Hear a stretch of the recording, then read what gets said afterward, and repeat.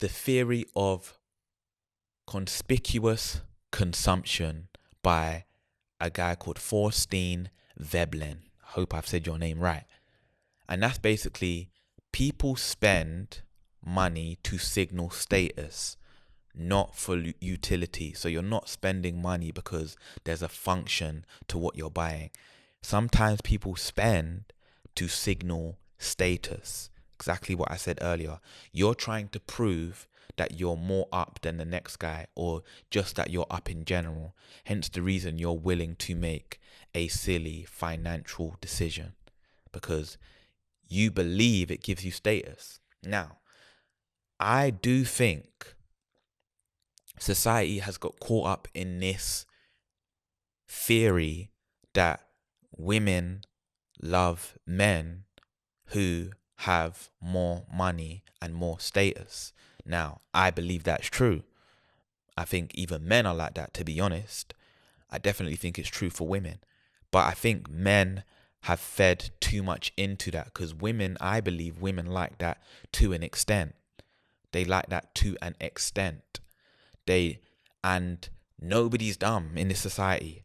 People know that just because you've bought a bottle of Hennessy or you've got the biggest table in the club, that doesn't mean you're the richest in the club.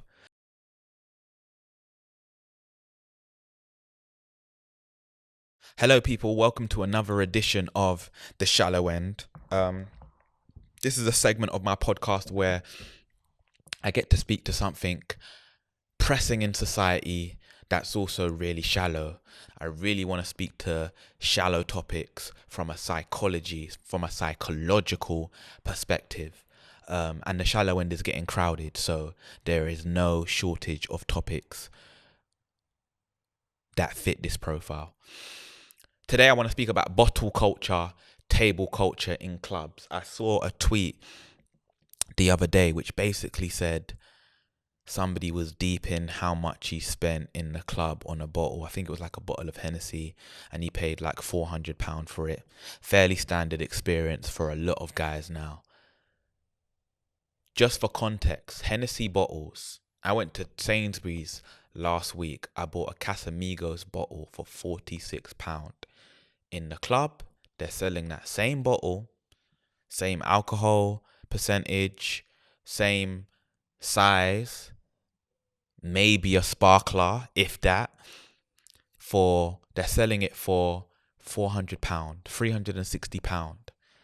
That is almost literally 10 times the price.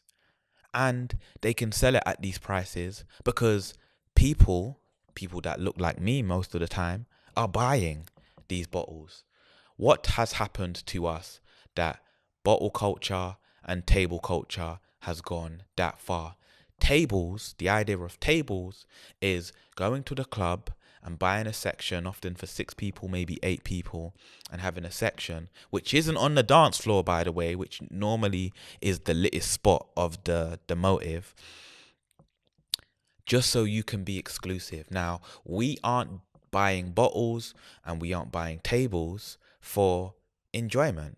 We're not seeking enjoyment anymore. We're seeking status. We are seeking status. Actually, the paradox of this all is that we wouldn't even want to buy the Hennessy bottle if it was worth £46, if they were charging the £46 that it's worth, because that doesn't say to everybody else in the club that I'm up. That doesn't say to everybody else in the club that I've got status and that I'm rich. It's very weird. We're in a very warped time where you can meet somebody and they will tell you what they do for work, and we're lived in a quite compressed society, so somebody can tell you what they do and you can have an idea of how much they earn, normally from the first word of their job title, whether it's director, manager, team leader. All of these things have implications, and because we live in the UK with a very, very heavy tax system, even if you are something different than somebody else, it might not mean much when we're actually looking at how much money comes into your bank account every single month. Now, we all know that. We are acknowledged that. People will admit that. People will admit that when they're getting to know you in the club. They will literally tell you like, oh yeah, I do this. We're not at the stage where we're lying about those sorts of things yet, the vast majority of us. So I say all of that to say, people know you're not rich. Like, they know you're not rich. Hence the reason why you're in this club with us anyway. Like, I earn £10 an hour and you're here with me. So I know you're not stinkily rich. Otherwise, you'll be somewhere else. That's just the way the world works normally. So we have an understanding of how rich everybody is to an extent. You don't know exactly what somebody is in somebody's bank account, but you have an understanding. But yet, we are still in this position where we feel like we need to act like we are very rich. Now, the level of richness, the level of rich you have to be for a bottle of Hennessy, which is actually worth £46, for you to be willing to fork out £400 on that, and you're okay with it, you'd have to be stinkingly rich. Stinkingly rich. As in, like, you pulled up here in a Lamborghini, like, you can pay for everybody's drinks if you want to, like, that sort of thing. What has happened to us that people are spending literally their whole day's worth of income, sometimes their whole week's worth of income on a bottle to stunt in the club. No one human being can finish the bottle for themselves. So it's not like they're drinking the enjoyment. Actually, normally the bottle is for everybody else but them to drink on, to take the majority of the drink. It really is just about showing out. Hence the reason for the sparklers. That's what people are doing. People are having these subconscious or these telepathic bottle wars where I am in this club. I need everybody in this club, the people that I do speak to, the people that I'm going to have contact with, the people that I aren't going to have contact with, the people that are all the way at the back over there, to know that I've got money. How did we get here? And I get it. I feel like we've always been here to an extent. Like, actually, you want to prove you're up. But how did we get to the stage where we're willing to do so much to do that, to make such a silly financial decision to do that? For me, there is no level of richness where a Hennessy bottle for $4.60 is going to be worth it. It just isn't. Not saying I haven't done it. I'm just saying, how did we get here? How did we get here? Now, I'm going to touch on a few theories. Yeah? First theory is conformity. A guy called Ash done a theory about conformity. This is easy for the layperson to understand. People conform to what other people, the majority of people, are doing. And I feel like now we're at the majority where if you're a guy and you're in a club, most of the guys are on tables. So if you're not on a table, you're an odd one out.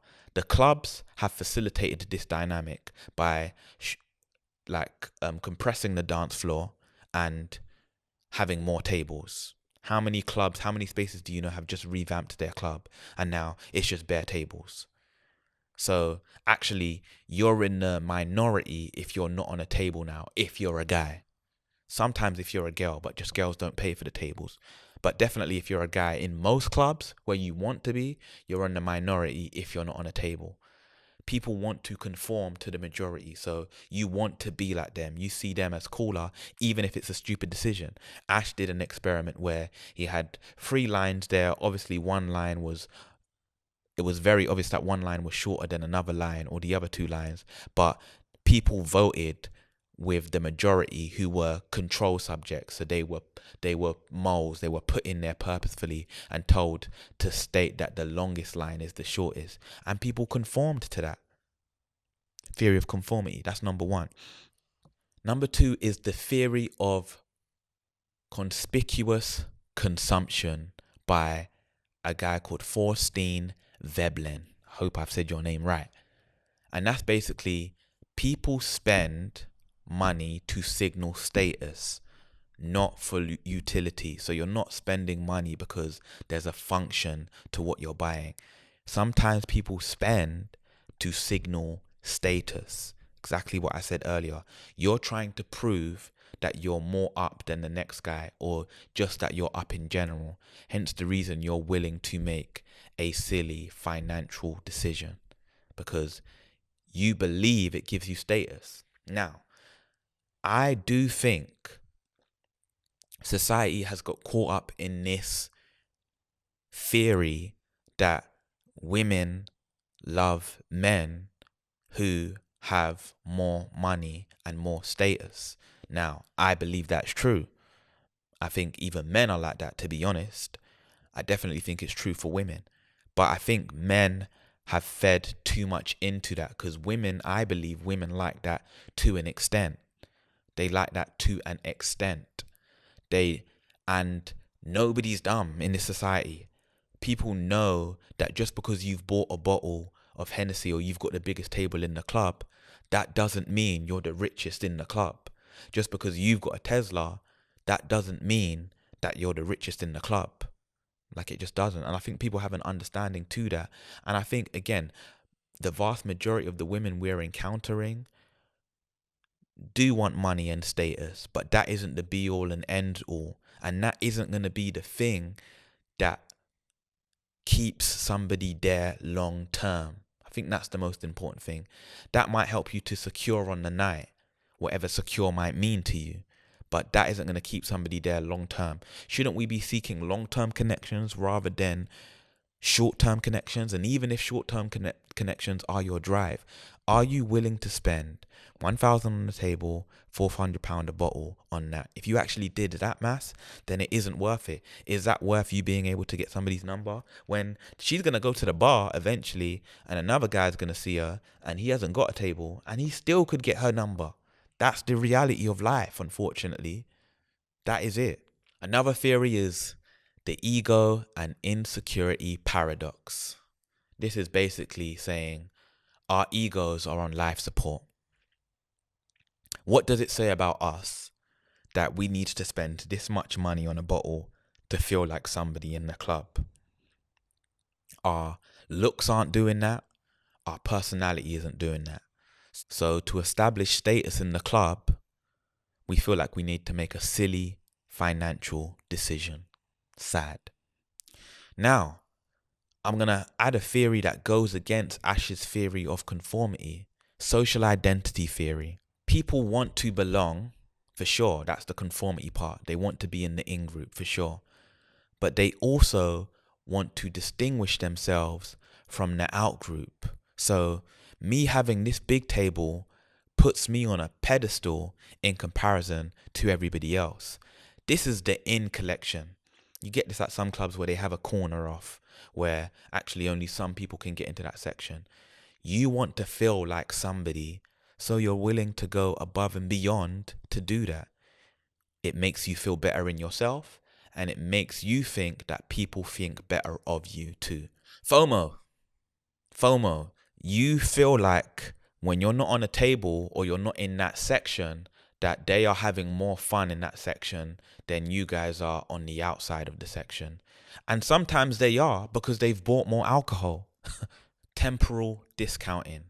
This is where immediate rewards, kind of like the opposite to delayed gratification, the immediate rewards of attention, fun, clout, are valued over the long-term consequences of debt, or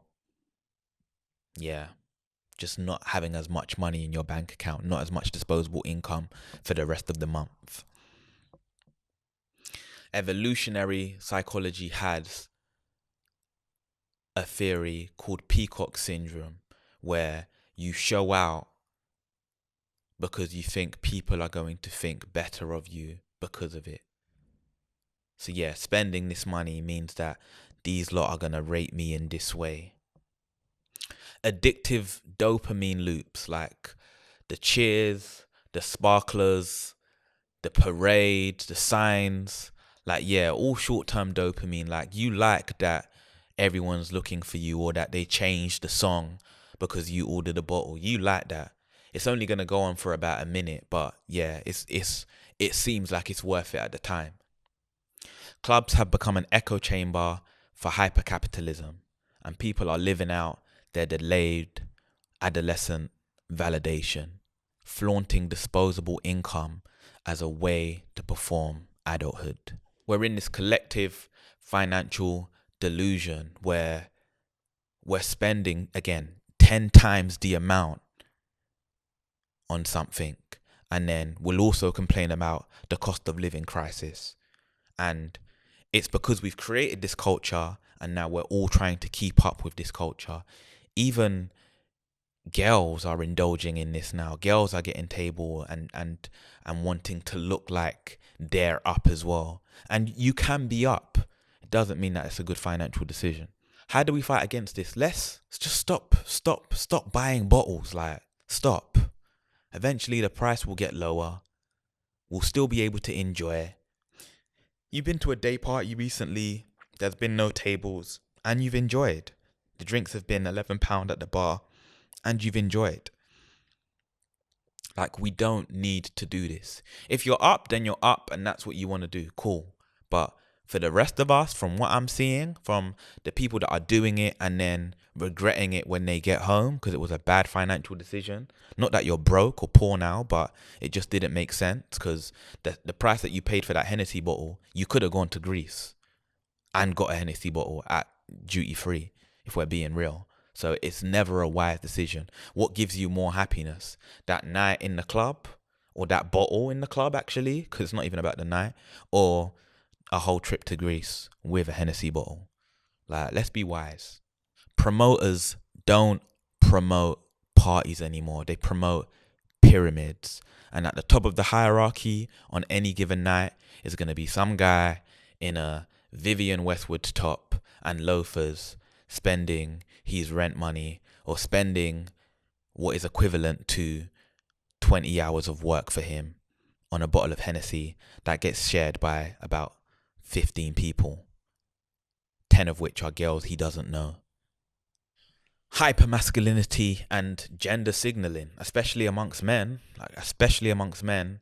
spending can be a way to signal status, dominance, power, or sexual appeal, if we're being real. Promoters know, probably subconsciously, that the desire to avoid emptiness is marketable.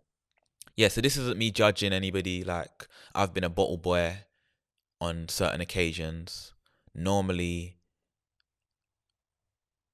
as a celebration, to be honest. I go into the night knowing that I'm going to spend this money for a certain reason. But yeah, let's try to tackle this culture because, yeah, it's harming us now. And I feel like if people do it and they don't have regrets, fair dues. That's for you and yourself. But for the people that are doing it and coming out with regrets, which I believe is a lot of us nowadays, like, yeah, let's just not do it. Like, let's change that. Nightlife promoters monetize people's need to feel special, especially in a world where people feel increasingly invisible.